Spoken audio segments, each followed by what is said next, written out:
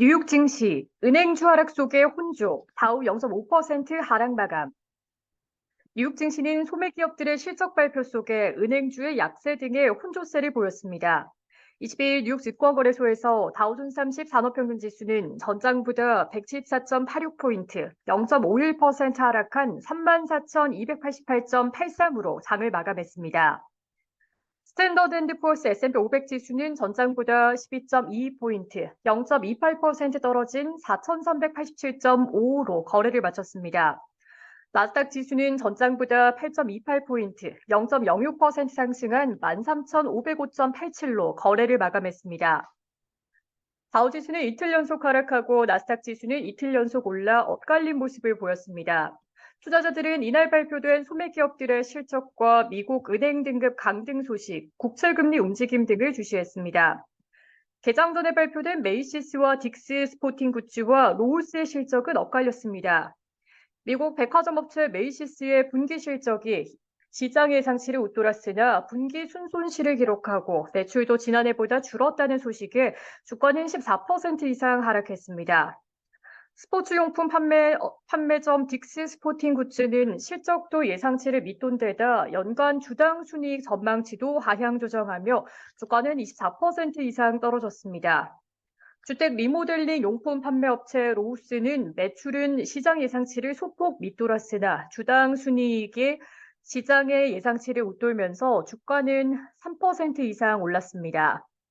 투자자들은 다음날 나오는 엔비디아 실적을 주시하고 있습니다. 엔비디아의 주가는 실적 기대에 전날 8% 이상 올랐으나 이날은 2% 이상 하락했습니다. 월가에서는 최근 들어 엔비디아의 목표가를 잇따라 상향하는 등 최근 조정에도 장기적인 성장을 낙관하는 분위기를 유지하고 있습니다.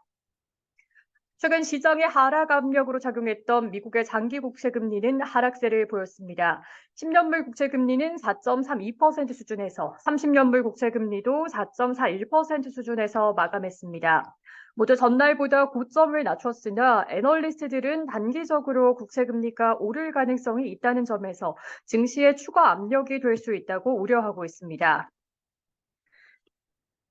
국채금리는 주 후반 예정된 제롬 파월 연방준비의장의 잭슨홀 연설에 앞두고 파월 의장이 매파적 기조를 유지할 것이라는 우려가 커지면서 오름세를 보여왔습니다. 미국 은행권에 대한 우려로 은행 관련주들은 하락세를 보였습니다. 국제신용평가사 스탠더드앤드푸어스는 전날 미국 은행 5곳의 신용등급을 하향 조정하고 일부 은행의 등급 전망도 하향했습니다. 이번 조치는 앞서 무디스가 주요 중소은행의 신용등급을 하향하고 피치가 은행들에 대한 등급을 하향 조정할 수 있다고 경고한 이후에 나왔습니다. 등급이 하향된 은행은 소시에이티드 뱅코프, 벨리내셔널 뱅코프, UMB 파이낸셜 코프, 코메리카 뱅크, 킥코프 등입니다. 예금 잔고 감소와 상대적으로 높은 상업 및 무보험 예금 비중, 금리 상승으로 자본 조달 비용이 커진 점 등이 은행들의 건전성을 악화했다고 S&P는 평가했습니다. 상업용 부동산 익스포저를 이유로 S&T은행과 리버시티은행 등의 등급 전망도 안정적에서 부정적으로 하향했습니다. 등급이 하향 조정된 벨리 내셔널 뱅코프와 코메리카, 키코프의 주가가 모두 4% 이상 하락했습니다. 리퍼블릭 퍼스트뱅크의 주가는 55% 폭락했고 노던 트러스트와 뉴욕 멜론은행의 주가는 2% 이상 떨어졌습니다. 찰스 슈왑도 5%가량 하락하고 JP모건과 스테이트 스트리트와 시티그룹의 주가도 2% 이상 밀렸습니다. S&P 500 지수는 은행과 에너지, 필수 소비재와 헬스, 기술 관련주가 하락하고 부동산과 유틸리티, 통신 관련주는 올랐습니다.